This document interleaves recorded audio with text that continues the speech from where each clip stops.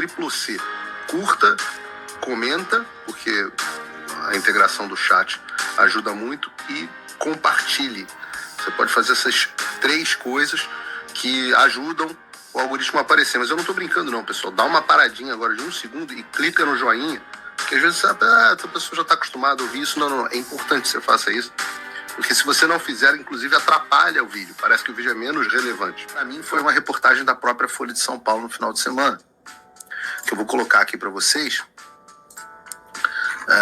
E de novo eu peço desculpas, mas é porque eu preciso colocar direto da Folha de São Paulo. Eu vou colocar aqui na tela. Eu preciso colocar direto da Folha de São Paulo. Por quê? Né? A Folha de São Paulo é praticamente uma assessoria de imprensa da esquerda. Ela foi uma das grandes promotoras de tudo que o Alexandre de Moraes fez. Ora, uma das pessoas mais importantes lá da Folha de São Paulo é a Mônica Berger, pessoa que me ama do fundo do coração, mas que talvez esteja começando a virar um pouquinho de lado. Essa reportagem do Matheus Teixeira e da Júlia Scheib é uma reportagem importante. A Folha tem interlocução com esses caras, de fato. Então vejam, contestação a Moraes aumenta e políticos, STF e governo querem nova postura. Acúmulo de atritos envolvendo o ministro ampliou o questionamento sobre os limites da liberdade, os limites da atuação do magistrado. Você fala, limite a conecta liberdade. Você vê que isso são os caras agindo, né, na minha mente. Mas isso é a Folha de São Paulo dizendo para vocês exatamente o que eu venho dizendo há algum tempo. Né? Então, pô, que bom. A gente está chegando a alguns consensos. Manifestação é bom. A gente não vai resolver os problemas do Brasil, mas a gente vai criar fricção. A gente precisa aumentar o custo do Xandão para que ele se movimente mais devagar. Tá aqui, ó, a reportagem, olha. Eu vou ler a reportagem. O acúmulo de atritos envolvendo o ministro Alexandre de Moraes ampliou o alcance dos questionamentos sobre o limite da atuação do magistrado no STF. Integrantes do Congresso, do governo, governo e da Corte, que costumam oferecer respaldo, faltou aqui, e da imprensa, né, Matheus e Júlia,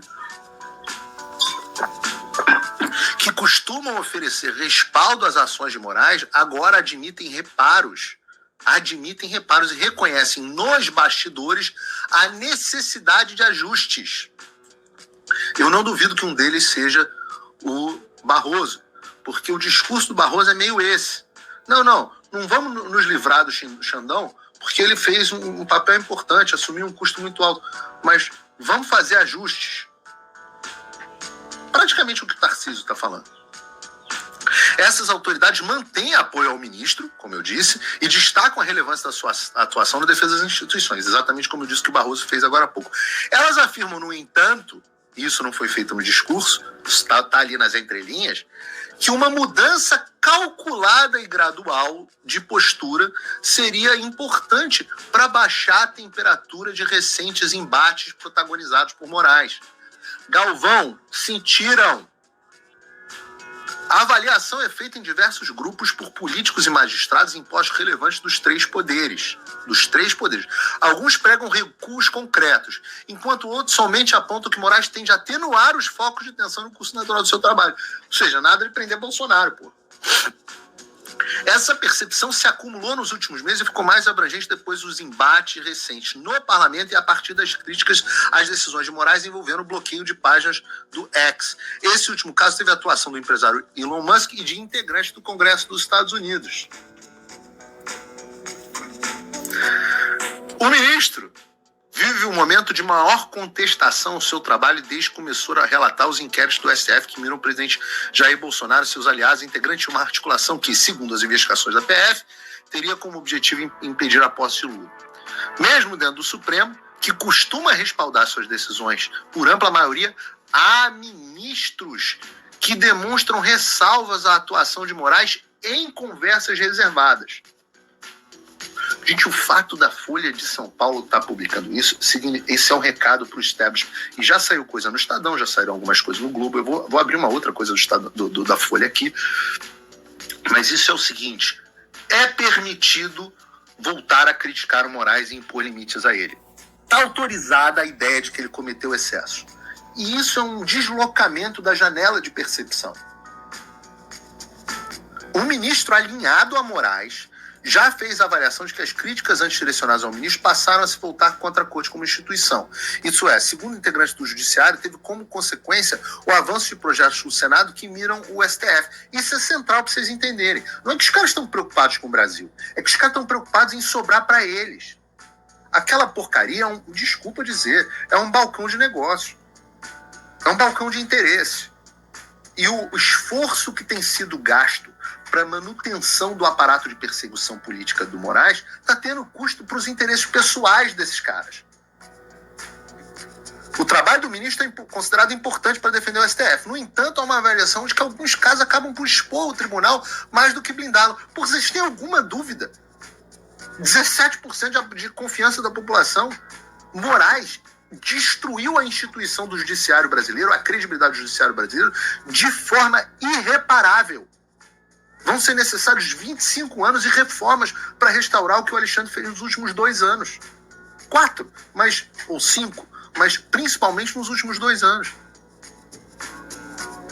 Por isso, políticos e ministros de tribunais superiores defendem que o ministro atue, inclusive, para concluir os inquéritos polêmicos, como das fake news e das milícias digitais, abertos há mais de 4 anos. Um recuo abrupto, no entanto, é considerado não apenas improvável, como contraindicado, uma vez que daria a impressão de que o tribunal estaria na defensiva ou que foi derrotado por Musk. A Folha ouviu essa avaliação de um ministro do STF alinhado com Moraes e de um integrante da cúpula do Legislativo. Cara, sentiram forte. Só que eles não têm como recuar, eles deram pista demais já na aeronave. Não tem como puxar o freio. Eles precisam decolar e fazer um pouso controlado, que é muito bom pra gente até agora. Muito melhor do que nós estávamos. Quando eu falo assim, cara, não é que vai resolver o Brasil, a gente vai criar fricção para retardar o avanço dos caras. Pelo amor de Deus, vocês entendem tudo que eu estava falando até agora. Só que a gente não... Lembrem-se, a gente não vai retroceder nunca. Esse papo do Tarcísio faltou Olavo de Carvalho na vida dele, obviamente. Que a gente vai retroceder. Não vamos precipitar, mas não vamos retroceder. O desfecho das investigações ainda assim é considerado próximo pelo fato de as apurações estarem maduras. Já deu. É visto também como uma medida que pode melhorar a relação com parlamentares. Claro, porque esse inquérito sem fim, com medidas cautelares sem fim, eles é que deixam todo mundo desesperado e que vão criando uma união contra o Moraes e contra o STF. Magistrados e senadores temem, porém, que aliados de Bolsonaro procurem outras crises para se contrapor a Moraes. Um cardeal do Senado diz que, seja lá o que for isso, diz que um gesto prático e imediato para diminuir a tensão com o Congresso poderia ser a rejeição da ação que pede a cassação do mandato do senador Jorge Seife por um suposto abuso de poder econômico na campanha de 2022. O Seife só não foi cassado ainda por conta dessa pressão popular. Então, e dessa fricção criada. Então pense assim, a gente está salvando o pescoço do Jorge Seife, pelo menos.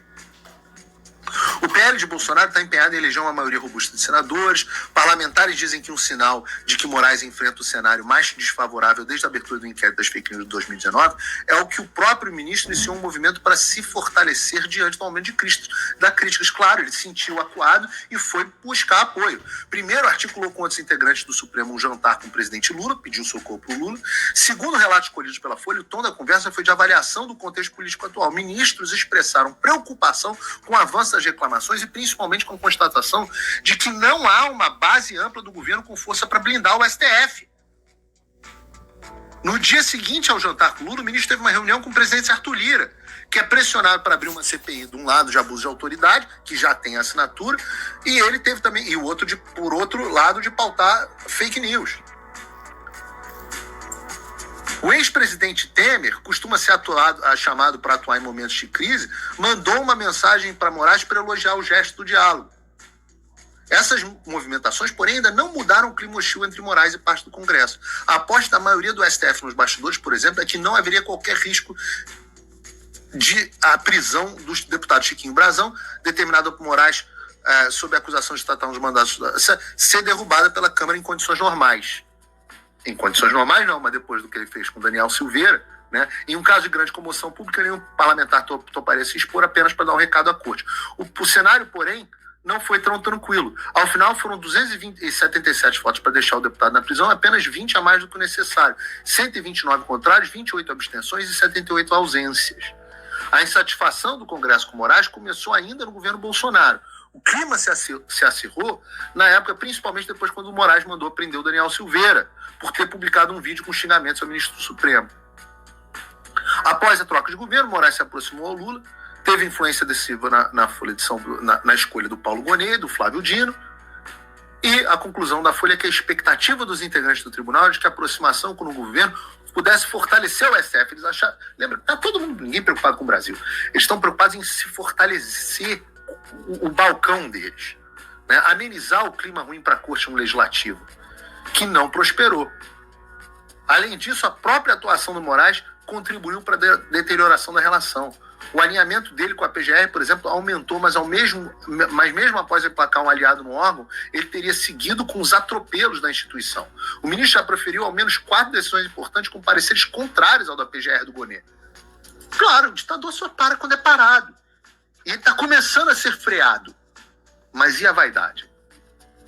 E a vaidade? Ora, outra reportagem rápida da Folha, essa não é reportagem, mas é uma coluna do Hélio Gaspari, Esquerda Impossível, mas ele diz assim: revelação das decisões de Moraes cria uma situação embaraçosa para a justiça. Ele diz aqui: algumas ordens diziam que tem que, tendo em conta a natureza confidencial, inclusive a ordem contra mim, devem ser tomadas medidas necessárias para mantê-las em sigilo. Aí ele diz aqui: falta estima e consideração quando não se diz por que uma mensagem deve ser cancelada. O gabinete do ministro informou que as decisões são fundamentadas. Ora, se há fundamentação, nada impede que, junto com a proibição, seu link seja apensado ao ofício. Aí ele compara aqui, né? Durante a ditadura, os censores eram explícitos. Hélio Gaspari, comunistaço, Folha de São Paulo, 20 de abril, mesmo dia da outra reportagem. Edição mais importante, que é a edição de domingo.